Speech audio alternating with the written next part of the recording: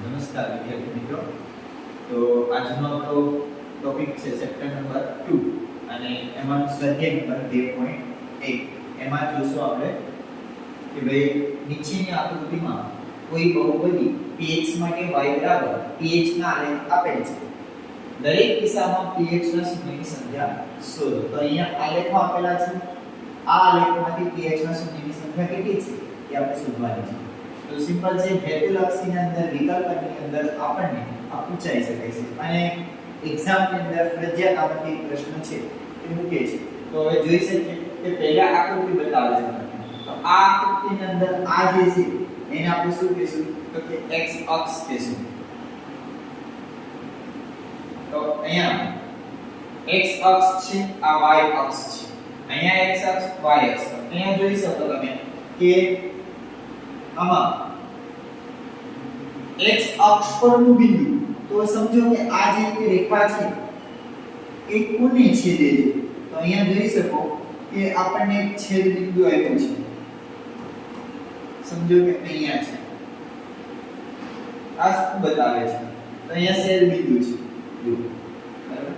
તો પણ આપણે એવું કહીશું કે તો શું આનું px નું શૂન્ય 1 છે એવું કહેવામાં આવે છે? નહીં, ગલત પડશે. એનું કારણ છે કે અહીંયા તમે જોઈ શકો કે px ના શૂન્ય કીધા છે. અહીંયા કોઈ y નથી કીધું, px ના શૂન્ય કીધા છે. તો px ના શૂન્ય માટે આપણે x અક્ષ ઉપર જોવાનું અને x અક્ષ ઉપર જે આ રેખા છે તે છેદે છે? નથી છેદતી. તો અહીંયા નથી છેદતી ક્યાંય પણ આ રેખા ઉપર, એટલે આનું શૂન્યની સંખ્યા કેટલી થશે? 0. તો અહીંયા આવશે આપણને આનો જવાબ શું આવશે? તો કે શૂન્ય. તો આ પેલી આકૃતિ છે એમાં શૂન્યની સંખ્યા શું આવશે? કે શૂન્યની સંખ્યા એટલે આવશે 0. આ જે છે તમને ઓપ્શનની અંદર હેતુલક્ષીની અંદર આપેલા છે પ્રશ્ન, તો તમે એમાંથી તમે જવાબ સિલેક્ટ કરી શકો. અહીંયા બીજું જોઈ શકો કે બીજા જે આકૃતિ છે એમાં પણ તમે જોઈ શકો તો કે ભાઈ અહીંયા જોઈ આપણે શું જોવાનું છે? px ના શૂન્ય કીધા, માત્ર ને માત્ર x ઉપર જ ધ્યાન આપવાનું છે, x અક્ષ ઉપર જ ધ્યાન આપવાનું છે. એટલે કે આડી જે રેખા છે, સંક્ષિપ્ત રેખા કહેવામાં આવે છે, તેના ઉપર ધ્યાન આપવાનું છે. તો ત્યાં તમે જોઈ શકો કે આ જે છે એમાં છેદ બિંદુ, એટલે કે x ને ભૂલી જાઓ, અહીંયા x અક્ષ ઉપર છેદે છે. છેદે છે? હા. તો અહીંયા જો એક જ જગ્યાએ છેદે છે, x અક્ષને એક જ જગ્યાએ છેદે છે, તો આનું છેદ બિંદુની સંખ્યા કેટલી થશે ભાઈ? મતલબ શૂન્યની સંખ્યા કેટલી થશે? 1 થશે. અહીંયા આવશે તમને જવાબ 1 આવશે. શૂન્યની સંખ્યા કેટલી આવશે? 1 આવશે. તો અહીંયા જોઈ શકો વિદ્યાર્થી મિત્રો કે આ જે ત્રીજી આકૃતિ છે એમાં તમે પણ કહી શકશો કે શૂન્યની સંખ્યા કેટલી છે. કેવી રીતે? જો સમજો કે x અક્ષ આ છે, એના ઉપર જોઈએ તો એક તો અહીંયા બિંદુએ છેદે છે, અહીંયા પણ છેદે છે અને અહીંયા પણ છેદે છે. તો કેટલી જગ્યાએ તમને છેદ બિંદુ દેખાય છે? કેટલાને બિંદુ કર્યા છે? 3 બિંદુ કર્યા છે. તો અહીંયાથી સમજી શકો કે છેદ બિંદુની સંખ્યા કેટલી, મતલબ શૂન્યની સંખ્યા કેટલી? તો 3 છે. કેટલી છે? 3 છે. આવી રીતે તમે પણ આ એક્ઝામ ની અંદર એક ભૂલ છે કે આસાનથી બોર્ડ એક્ઝામ ની અંદર પ્રાપ્ત કરી શકો છો.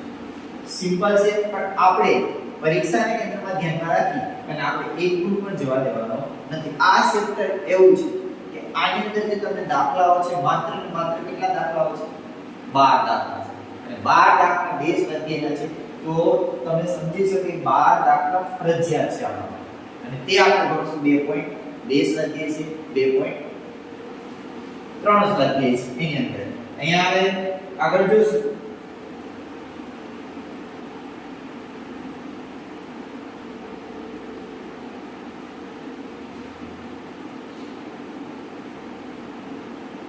જોઈ શકો તમે આકૃતિ બીજી 3 આપેલી છે.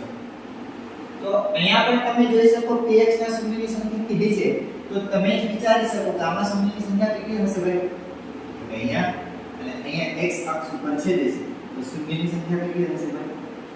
શૂન્યની સંખ્યા કેટલી હશે? 2 છે.